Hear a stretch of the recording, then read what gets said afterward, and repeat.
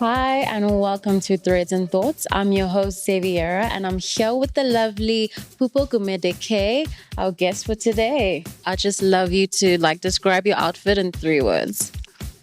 Damn. Very. My outfit is very local. My jersey is the Malonde upcoming collection. My shoes are really shopaholic. My bag is Lux Om. So everything is very local and local luxury. What inspired your look for today? So what inspired my look for today is just being proudly South African. Well, I mean, as you can see with the flag across my chest. Yeah. But also out of above that, it's just being balancing masculinity and femininity in one body. Basically embracing androgyny throughout fashion. I think that is what my aesthetic mostly is, just going back and forth between what is masculine and what is feminine and trying to find a twist to it that links it to the other side.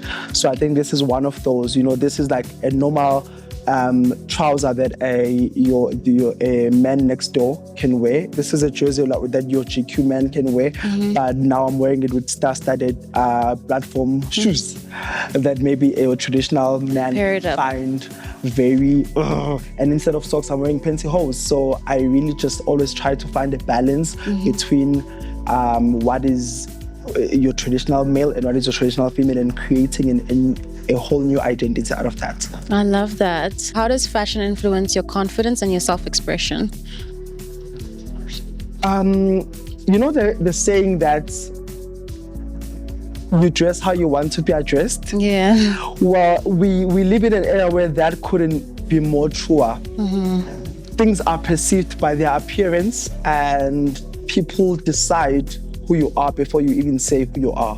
So I always ask myself, who do I want to be today, or who do I want to be at that specific event before I leave the house, so that I don't have to explain to anyone that who I am. Yeah. So I use fashion as a medium to communicate that constantly saying, today this is what I'm standing up for, today this is what I'm saying, today this is what I want to be taken as. I love that, saying I'm proudly South African. I love South Africa. It has the flag, it's bright, it's bold, and I like that you paired it up with simple colors, because obviously now the jersey's standing out. Yes. So that's your key piece. Now I don't have to say Viva South Africa at all times. My sweater already says it. What is your favorite fashion era or trend that you'd love to bring back? Ooh, okay. Yeah. Interesting. What is my favorite era or trend that I'd like to bring back?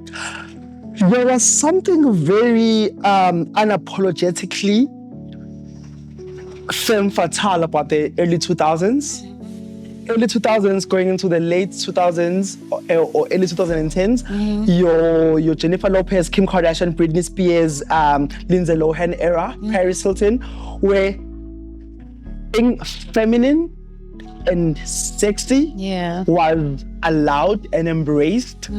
I think I would love us to go into that. I also need the girlies to come back as feminine girls, but also embracing that they're young and hot.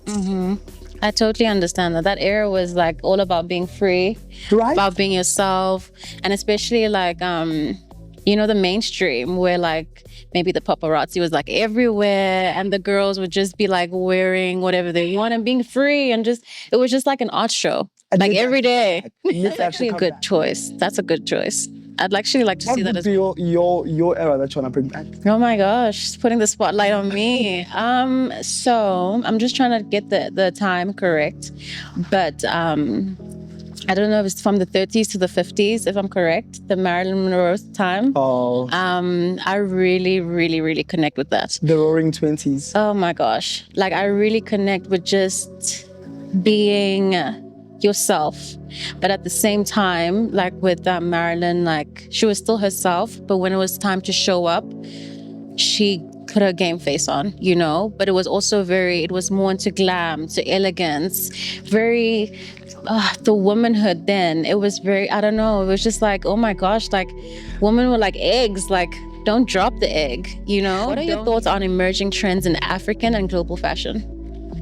I think right now we're obviously embracing the quiet luxury aesthetic.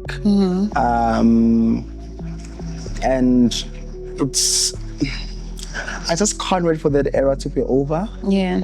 Because self-expression is sort of being frowned upon because of the excitement of the new trend. You know, when there's a new trend, people get excited over it, and everyone doing anything outside of the trend gets frowned upon. So I really would like us to get over the quiet luxury trend so that self-expression can come back. Yeah. I mean, people who still want to maintain the look of subtle, quiet luxury still can, but because it's a mainstream thing now, it makes self-expression so hard. Hence, now as someone who's a creative, I think self-expression is such a very important part of being a creative.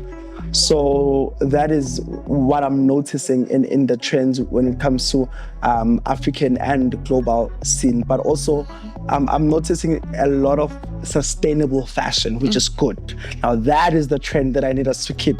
Sustainability in fashion.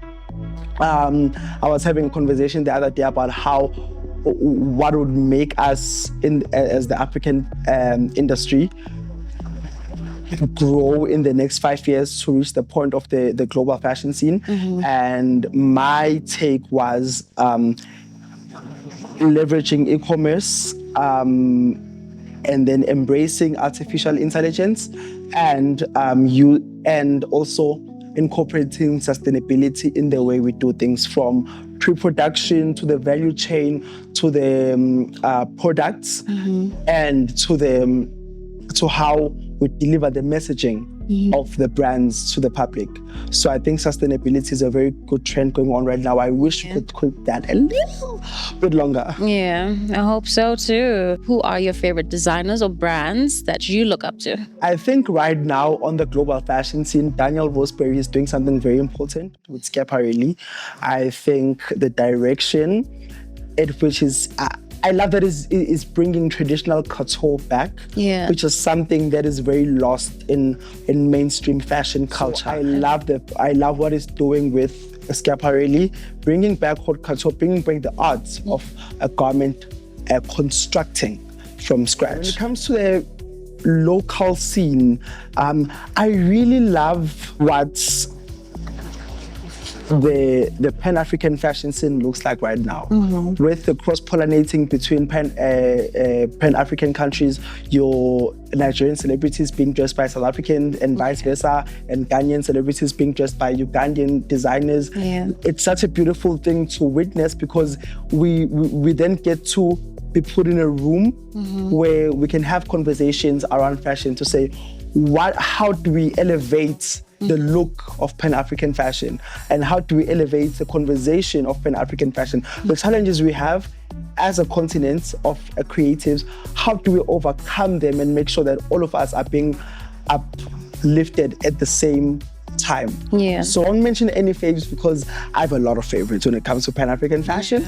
I mean, I do love a bit of Medin Boss from Nigeria. You know, do love a bit of Moring Malondi from South Africa. Do love a bit of George, formerly known from Katsira and George, and now trading as an independent. And it's okay, Moraba. So yeah, it's always okay to have like several favorites, because every day you get inspired by so many different things. And African designers are so talented. They're so curious, like, how did you even think of putting that together? Thank you for tuning into today's episode. Make sure to subscribe to our YouTube or Spotify pages and sign up at shop.africanfashioninternational.com so you don't miss out on exclusive updates and offers. Don't forget to visit the House of Nala at the one and only Cape Town and Sandton City for your signature look. Until next time, stay bold, stay intentional, and stay you.